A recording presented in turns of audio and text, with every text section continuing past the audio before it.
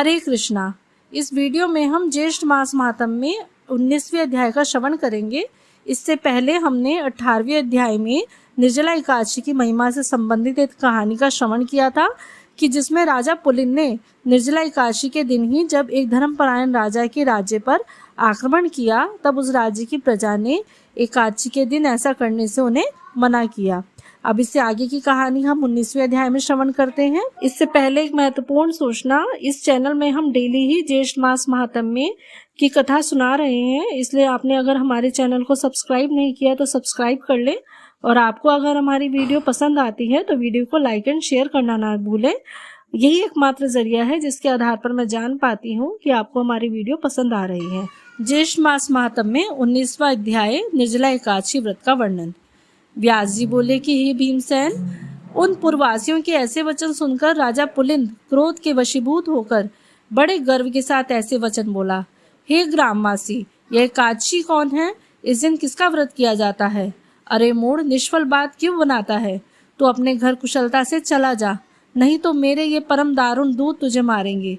तत्पश्चात वे सैनिक नगर में घुस गए और बड़े बड़े महात्मा और साहूकारों के घर के दरवाजे तोड़कर घरों का अन्न और धन और कोष धीरे धीरे ले जाने लगे।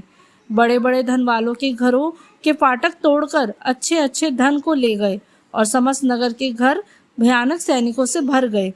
उस दिन पूर्ववासियों को कंद, मूल और फलादि कुछ भी नहीं मिला और समस्त पूर्ववासियों का निर्जला एकादशी व्रत हो गया। सूर्य नारायण अस्त हो गए और नगर के बालकों को जल तक भी नहीं मिला और नगर में बड़ा हाहाकार होने लगा। स्वर्ग में भगवान विष्णु सहसा उठकर खड़े हो गए तथा गरुड़ जी को बुलाकर उनके कान में बहुत सी बातें समझा दी तथा गरुड़ जी की सवारी कर शीघ्र ही उसी नगर को गए और वहां जाकर विविध प्रकार की सेना की रचना करी। उस सेना के सैनिक, जिनमें किसी के 3 मुख, 3 नेत्र, 7 जिह्वा, 4 पैर, महान अद्भुत बड़े बड़े दांत तथा 3 सिर, 2 मुख तथा 10 मुख, 6 मुख तथा 5 मुख, हाथी के समान 5 मुख, हाथी के समान स्वरूप, सिंह जैसी आकृति वाले, महान भयानक, नरसिंह के समान तेजस्वी, सिंदूर से पुनजित मुख, महिषासुर के समान प्रभायुक्त, उधर्वकेश, दिगंबर, नरमुंडधारी, आंतों की माला से युक्त, व्याघ्र चर्मधारी, इससे पहले ऐसी सेना कभी नहीं देखी गई। ऐसी सेना को सर्वव्यापक प्रभु विष्णु भगवान ने आज्ञा दी कि राजाओं में अधम इस राजा पुलिंद को सेना सहित मेरी आज्ञा से सूर्योदय से पूर्व ही खूब अच्छी तरह से नाश करो। भगवान विष्णु की आज्ञा को शिरोधार्य कर वह विष्णु के सैनिक दल शत्रु सैनिकों में घुस गए और शस्त्र प्रहार तथा वध करने लगे, जिससे बड़ा कोलाहल मच गया। कुछ खंग से, कुछ खवांग से वध किए गए और कुछ दांतों से काटे गए तथा अन्य को कुछ लोग भक्षण कर गए और वीर लोग भाग रहे थे, उनको पैरों से पकड़कर नीचे गिरा दिया गया और शस्त्र प्रहार तथा वध करने लगे, जिससे बड़ा कोलाहल मच गया। कुछ खंग से, कुछ खवांग से वध किए गए और कुछ दांतों से काटे गए तथा अन्य को कुछ लोग भक्षण कर गए और वीर लोग भाग रहे थे, उनको पैरों से पकड़कर नीचे गिरा दिया गया। इस प्रकार पैदल सेना से बहुत से वीर मार दिए गए और बहुत से खा लिए गए। रथी, घुड़सवार, घोड़ा आदि अत्यंत दांतों से चूर्ण कर दिए गए। शिविर में आग लगाकर भस्म कर दिया गया और उसका बड़ा प्रकाश हुआ।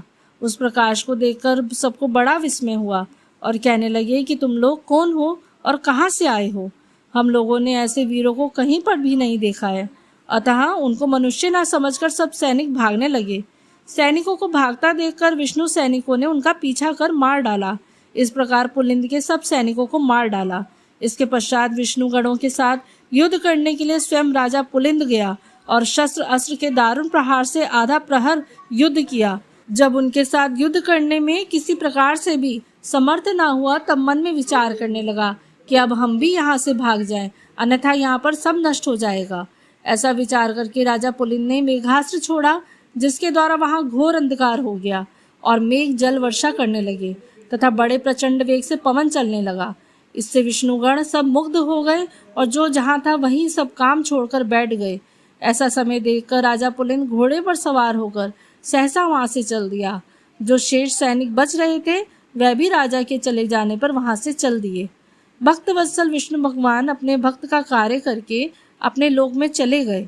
प्रातःकाल होने पर नगरवासी अत्यंत आश्चर्य करने लगे और वहां पर शत्रु की सेना ना देखकर अंत में पारण के समय उन्होंने निश्चय किया कि यह सब कुछ स्वप्न मात्र था तथा भगवत प्रिय स्नानादि कर्म किया।